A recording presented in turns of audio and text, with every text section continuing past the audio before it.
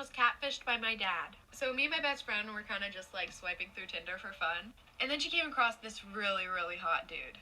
So of course, she swiped right and they talked all night long. And he said he had an Android so he couldn't FaceTime, but his messages were blue, so I thought something was off. She was too blinded to see that something was up in the first place because she was messaging with a really hot guy. So about a week of them just like texting back and forth and I guess getting to know each other, they decided that they were gonna meet up. So they both decided that they were gonna meet up at an Olive Garden near them. And you see, as her best friend, of course I'm gonna have to go with her. So I got dressed up and I sat about 5 tables away from her. And we got there about 30 minutes earlier than we were supposed to be there. Okay, so my best friend had 3 bowls of fettuccine alfredo before he got there. So when he got there, it wouldn't look like she ate a lot. Then I see my dad walk in, all dressed up and fancy with a bow tie and everything. This story time just gets so much more funnier, so like for a part 2. Part 2 of how my best friend was catfished by my dad. Continuing with the story, I see my dad walk into the restaurant all dressed up. Mind you, my dad's married. To my mother, of course. So I was like, ooh, my dad and my mom are finally going on a date together. And then he looks over to my best friend and walks over to the table. When I tell you my heart dropped, my heart has never sank so deep inside me so fast. He sits down and asks her, is this Mackenzie? When I tell you I busted out laughing so freaking hard I fell out of my chair. And almost everybody in the restaurant turned around and looked at me, and so did my dad. And I walk over to the table and I'm like, what the heck is going on here? My best friend is literally just sitting there in shock, no emotion on her face. Then he looks at us, he looks really confused, his face goes blank, and then he goes, I was just trying to teach y'all girls a lesson. I told my mom and I was just getting a laugh out of it, and then she looked through his phone and said that he was meeting up with a bunch of 14-year-old girls. So comes to find out, my dad is a pedophile. My mom kicked him out, and if you're one of those girls, I really do apologize. So when I was a sophomore in high school, I had this teacher who would only let the students in her class use the restroom 1 time per semester. Well, one day I raised my hand and I was like, excuse me, I don't remember her name, can I please use the restroom? And she was like, no you can't because you've already used the restroom in my class this semester. Well, excuse me, you can't dictate my bladder. So I'm like all frustrated, and I started secretly texting my mom because I wasn't allowed to use my phone in class. And I was like, Mom, I'm sitting in class right now, my teacher won't let me use the restroom. And she was like, I'll take care of it for you. And I was like, okay. So like 5 minutes goes by, and all of a sudden my teacher's phone starts ringing. And she walks up to it and answers it, and she's like, hello? Yeah. Okay, thank you. And then she walks up to me like so angry, and she like slams the pass on my desk, and she was like, since you have to go that bad. And I was like, yeah, I really do, thanks. And I got up and left. I didn't even have to go to the bathroom. It was just the principle of it. I just roamed the halls. This is a story of the time that I caught my neighbor's mom talking smack about me. So I don't know about you guys, but every single Wednesday in my middle school we would have a bagel sale. And some people's parents would come in to help out. And my neighbor's mom was one of those parents. And I had a best friend at the time whose mom would also work at the bagel sales. But this best friend of mine, her mom never let us hang out with each other because she felt that I was a bad influence on her. When in reality, it was the complete opposite. She was the one that snuck the boys in her house, if you guys remember that story time, where they peed in a flower pot. So basically her mom wouldn't let us hang out. And sometimes my friend would go with her mom in the morning, basically as a ride to school, and to help out with the bagels too.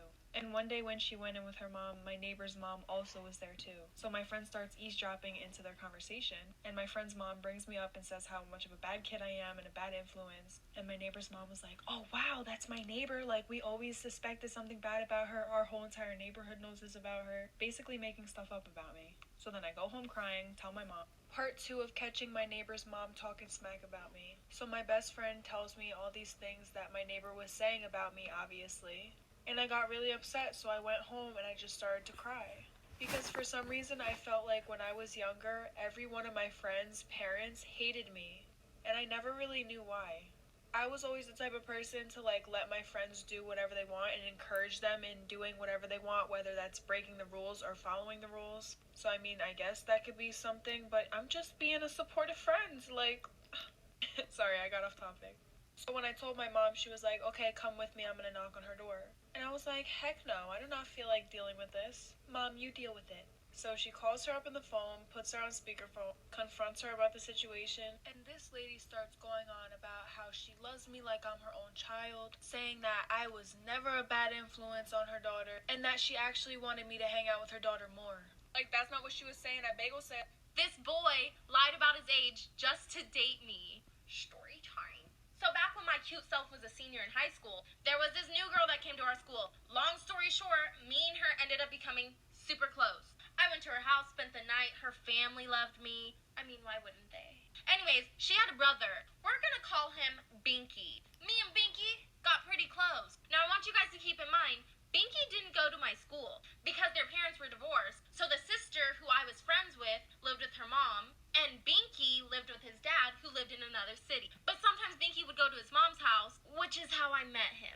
Now that we got that out of the way, as me and Binky were getting closer, one day he asked me, "Hey, how old are you?" And I was like, "Oh, I just turned 17. How about you?" He told me, "Oh, I'm 17 too, but my 18th birthday is coming up." After a while, me and him eventually started dating. Then one day, I ran into his cousin who happened to go to my school. The rest of this story is crazy. This boy lied about his age just to date me. Story time. So I ran into his cousin who just so happened to go to the same school as me. What a small world. Anyway, we start having a conversation, and she asked me, "Oh my god, are you dating Binky?" And I was like, "How do you know that?" Because at the time, I didn't know that she was his cousin. And he didn't go to the same school as me. So I didn't know how she would have known that. And then she tells me, "Oh, that's my cousin." As we're talking, she says, "Oh, are you going to go to his birthday party?" And I'm like, no, he actually didn't tell me he was having a birthday party. Weird. And she's like, "Yeah, that's really weird because it's like coming up next week." And I'm just sitting here like, well, maybe he'll tell me. He probably just had a lot on his mind. And then she says, "I can't believe he's going to be 16 already. Time flies. We're going to throw him a sweet 16 party."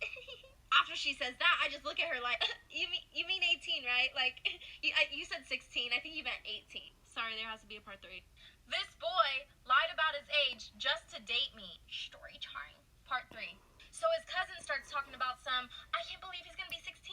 And I look at her thinking I'm tripping. Like, you said 18, right? Like, you didn't mean 16, you meant 18. And then she's like, "No, I meant 16. So that's when I found out he's actually 16, or about to be 16. So I was 17 dating a 15-year-old. And I know a lot of you were like, "Oh my god, it's not really that much of an age gap." Listen, the fact that he lied about it is bad enough for me. Secondly, I would have been 18 and he still would have been 16, turning 17. But that's a little weird for me, and I didn't want to catch a case. That's why I wasn't looking for a younger boy. After I find out this new information, of course I tell my best friends.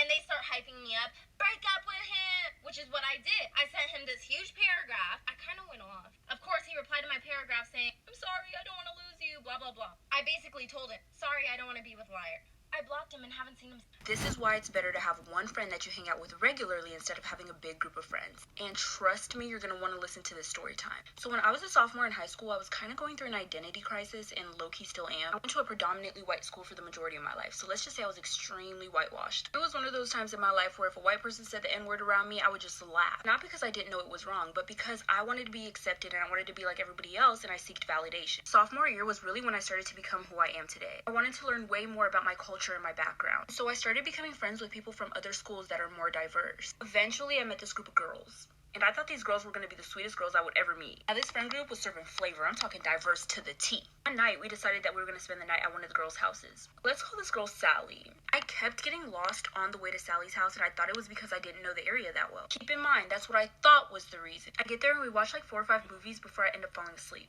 And when I wake up, I was in a room full of grown-ass men staring at me. Storytime part 2 of why it's better to have one loyal friend instead of a big group of friends. I forgot to mention in part 1 that when I arrived, the men were already there. Mind you, we were in sophomore year. These men looked like they were in college. So I was already a little thrown off, but I trusted it because I was with my friend. When I wake up, these men are like staring at me. But they try to look away really fast, but I could tell that they were staring at me. I start thinking the worst of the worst. I try to think of any possible way that I could get out of there, whether it was physically or mentally. So I pretend to fall asleep just to escape the reality of it. But then one of the men at the bottom of the bed starts rubbing my feet. I immediately kick my leg so I can get his hands off. Now I'm thinking he's gonna be mad and I'm gonna get fucking attacked. So I try to make small talk to loosen the tension. So I look at the guys and I'm like, "Hey, do you know where the girls went?" One of them looks at me and says, "Oh, they went home." So I'm like, I thought this was Sally's house. And they say nothing. So at this point, I think I'm being set up. I try my best to not make it seem like I'm suspicious of them, but casually act like I need to pee. Walk into the bathroom and I see a window. Automatically something clicks in my mind, get the fuck out of there. Making part 3 right now. Part 3 of why you should have one loyal friend instead of hanging out with a big group of friends. So I go into the bathroom and there's a window. I'm thinking to myself, I would be so dumb. I would be so extremely incredibly stupid to go back into that room full of grown ass men that I've never met before, instead of making my escape through that window right here, right now. So I trusted my gut and I got the fuck out of there. Mind you, I'm in my PJs right now. No shoes, no socks. I'm making my great escape. Call me Pablo Escobar. While I was doing all of it, I was in disbelief. Like, I cannot believe that I'm escaping, like, right now. Like, this is actually insane. Like, I did what I believed was right at the moment. And honestly, that decision might be the reason why I'm alive right now. So I make a run for it. I immediately run to the front of the neighborhood. I hide behind some trees and then I call my sister. I call my sister instead of my parents because my mom was the one who drove me there. And if she knew that something bad happened, she wouldn't have let me go out again. I'm frantically explaining everything on the phone to my sister. She literally speeds to come get me. When she gets there, I immediately hop in her car and we get the fuck out of there. On our way home, I get a text from Sally. Last part is part 4. I'm making that right now. Part 4 of why you should have one loyal friend instead of having a big group of friends. So I'm on my way home and I get a text from Sally. Hey girl, where are you? We went to the gas station to get some milkshakes. You could have came with, but you were already asleep. I didn't even respond. I just blocked all of them because I know damn well that they were not getting milkshakes. Because one, why didn't they wake me up to get milkshakes? Because I wasn't the first person to fall asleep. I'd never fall asleep first at somebody's house with a big group of people. I saw somebody else who looked like they were sleeping, so I thought that I was going to fall